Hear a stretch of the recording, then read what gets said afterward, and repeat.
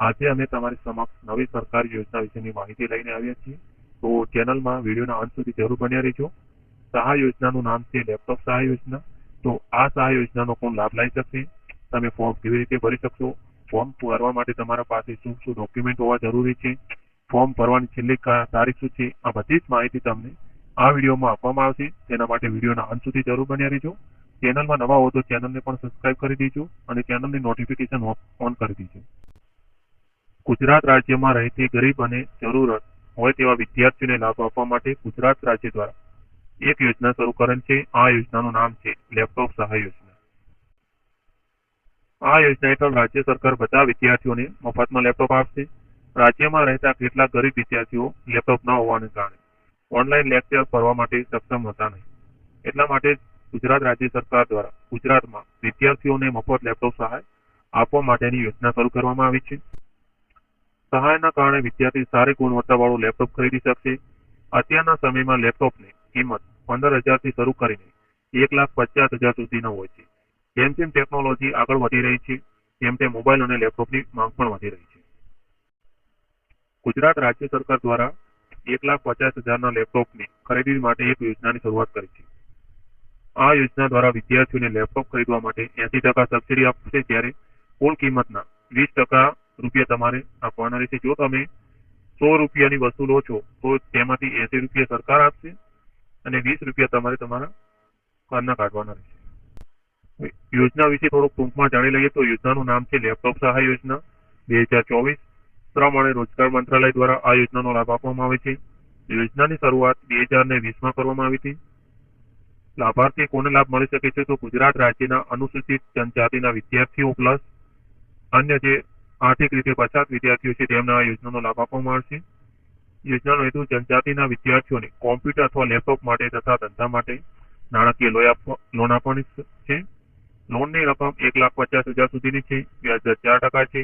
Online form ભરી શકશો, તમે કોઈ પણ પ્રકારનું ફિઝિકલ ફોર્મ ભરી શકશો નહીં. આ યોજના માટે તમારે અરજી કરવા માટે કેટલાક જરૂરી દસ્તાવેજોની જરૂર પડશે. તો તમારી પાસે આધાર કાર્ડ હોવું જરૂરી છે, PAN card, voter ID card, election card તમારી પાસે હોવું જોઈએ. રહેણાંકનો પુરાવા તરીકે તમે રેશન કાર્ડ લઈ શકો છો. પછી તમારી પાસે જાતિ અંગેનું પ્રમાણપત્ર હોવું જરૂરી છે. જો તમે 16 થી 50 વર્ષ સુધીના છો તેનું પણ તમારી પાસે પ્રમાણપત્ર એટલે કે ઉંમરનું પ્રમાણપત્ર હોવું જરૂરી છે.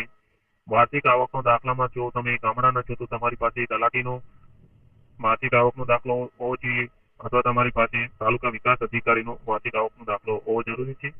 તમે નગરપાલિકા તમારે લાગતી હોય તો નગરપાલિકા અધિકારીનો તમારી પાસે નગરપાલિકાનો દાખલો હોવો જોઈએ આવકનો. તમારી પાસે બેંક પાસબુક એટલે કે તમારી બેંકમાં ખાતું ખોલાયેલું હોવું જરૂરી છે.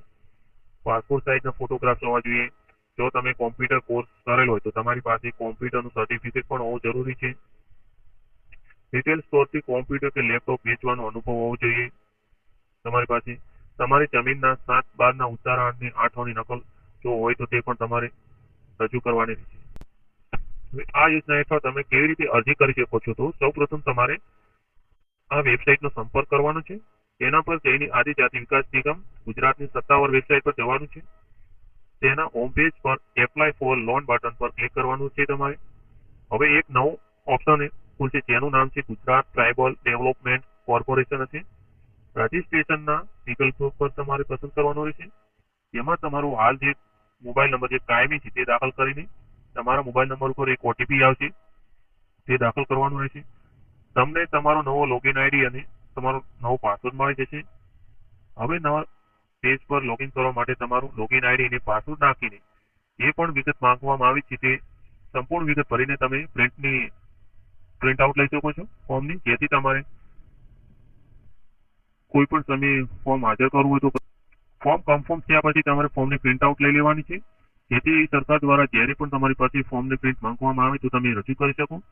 જો આપેલી માહિતી તમને સારી લાગી હોય તો વિડીયોને લાઈક કરી દેજો, કોમેન્ટ પણ કરી દેજો તમને વિડીયો કેવો લાગ્યો છે, અને ચેનલમાં નવા હોય તો ચેનલને સબસ્ક્રાઇબ કરી દેજો અને તમારા મિત્રો સુધી પણ ચેનલને ફોરવર્ડ કરજો, જેથી તેમને પણ કોઈ પણ પ્રકારની સરકારી યોજના, સરકારી લાભ અને સરકારી ભરતી વિશેની માહિતી ઝડપી અને સરળતાથી મળી રહે. આભાર.